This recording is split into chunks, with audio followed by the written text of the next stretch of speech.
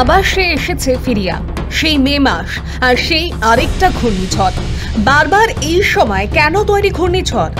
গত কয়েক বছরে এই নিয়ে পঞ্চমবার মে মাসে বাংলার আকাশে দুর্যোগের ঘনঘটা। এর আগে 2009 সালে আয়লা, 2019 সালে ফণী, 2020 সালে আমফান এবং 2021 সালে ইয়াস। মে মাসের বঙ্গোপসাগরে কেন দানা বাঁধে ভয়ঙ্কর ঘূর্ণিঝড়? প্রকৃতির মেজাজ তো রুখে দেওয়া যায় না, তবে মোকাবিলার মাধ্যমে তার ফল খানিকটা নিয়ন্ত্রণ করা যায়। যেদিন ঘূর্ণিঝড় ইয়াস আছড়ে পড়েছিল উপকূলে, 3 বছর পরে ঠিক সেই দিনই আরও এক ঘূর্ণিঝড় রেমাল আতঙ্ক ছড়াচ্ছে। রবিবার বিকেল থেকে একাধিক জেলায় শুরু হয়েছে ঝড় বৃষ্টি। সোমবার ভোররাতে বাংলাদেশের খেপুপাড়া ও সাগরদ্বীপের মাঝে ল্যান্ডফল এই ঘূর্ণিঝড়ের, যার জেরে রবি ও সোমবার দুদিনই 24 পরগনায় জারি করা হয়েছে লাল সতর্কতা। উত্তর ও দক্ষিণ 24 পরগনা সহ 4 জেলায় কমলা সতর্কতাও জারি হয়েছে। নদী ও সমুদ্রে মাছ ধরতে যাওয়ায় নিষেধ করার পাশাপাশি শনিবার থেকে 2 জেলার উপকূলবর্তী এলাকায় সতর্কতা জারি করা হয়েছে। মাইকে প্রচার করছে প্রশাসন।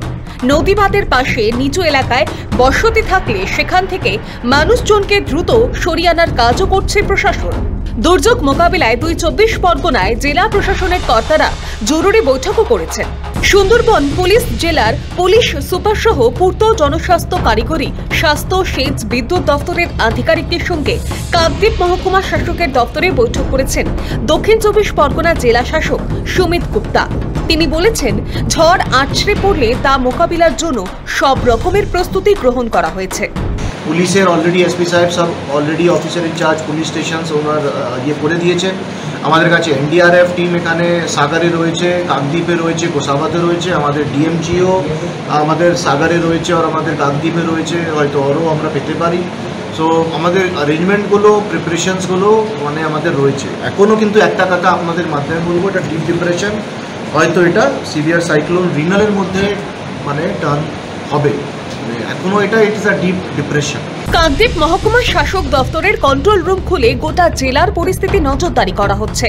এনডিআরএফ এর একটি বৈঠকে এদিন দক্ষিণ 24 পরগনার গোসাবা, কুলতলি আর উত্তরের হিঙ্গলগঞ্জকে বিশেষ নজর দেওয়ার কথাও বলা হয়েছে।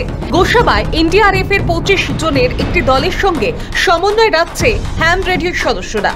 ঘোড়ামারা দ্বীপ সহ অন্য উপকূল এলাকায় পর্যাপ্ত পরিমাণে পানীয় জল ও শুকনো খাবার শনিবার বিকেলেই পাঠানো হয়েছে। পর্যাপ্ত জেনারেটর, আলোর ব্যবস্থাও রাখা হয়েছে বলে প্রশাসন সূত্রে খবর। রবিবার সকাল থেকে সমস্ত ফেরি সার্ভিস বন্ধ থাকবে বলেও জানিয়েছে প্রশাসন। পরিস্থিতি বুঝে খেয়া চলাচল বন্ধ রাখা হবে বলেও জানানো হয়েছে। কাকদ্বীপ সাগরে 2টি বিপর্যয় মোকাবিলা বাহিনীও প্রস্তুত রয়েছে। সুন্দরবন উন্নয়ন মন্ত্রী বঙ্কিম হাজরা বলছেন, ইতিমধ্যে জেলা প্রশাসন ও বিপর্যয় মোকাবিলা দপ্তরের মন্ত্রীর সঙ্গেও বৈঠক হয়েছে। প্রশাসন প্রস্তুত রয়েছে। প্রোটেকশনের জন্য ইতিমধ্যে সেই দপ্তর করেছে, এবং ডিএমসাইডকে ওই এলাকার কথাটা। তবে সামগ্রিকভাবে আমি সমস্ত, যেহেতু মন্ত্রী হিসাবে সব সকালবেলা আশা করি আমরা মানুষজন যাতে কোনোভাবে অসুবিধা না পড়ে সেই ব্যাপারে যাবতীয় ব্যবস্থা। উত্তর 24 পরগনা জেলা প্রশাসনও তৎপর রয়েছে দুর্যোগ মোকাবিলার জন্য। এই নিয়ে প্রশাসনিক স্তরে বৈঠক করা হয়েছে।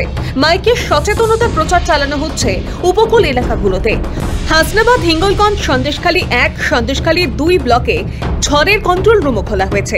হাসনাবাদ ব্লকেও পৌঁছেছে বিপর্যয় মোকাবিলা বাহিনীর দল। পাশাপাশি ফেরিঘাটগুলোকে সতর্ক করা হয়েছে। ঝড় হলে ফেরি চলাচল বন্ধ রাখার নির্দেশও দেওয়া হয়েছে। জেলা শাসক শরৎ কুমার দ্বিবেদী বলছেন, ঘূর্ণিঝড় মোকাবিলায় জেলা প্রশাসনের তরফ থেকে সব রকমের পদক্ষেপ করা হয়েছে। 1 জুন রাজ্যের 7ম দফায় ভোট রয়েছে উত্তর ও দক্ষিণ 24 পরগনার উপকূলবর্তী এলাকায়।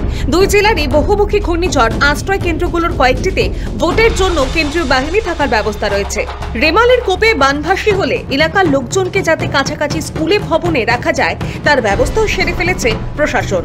সৌভিক সান্যাল ও হাসানুজ্জামানের রিপোর্ট, সময়, কলকাতা।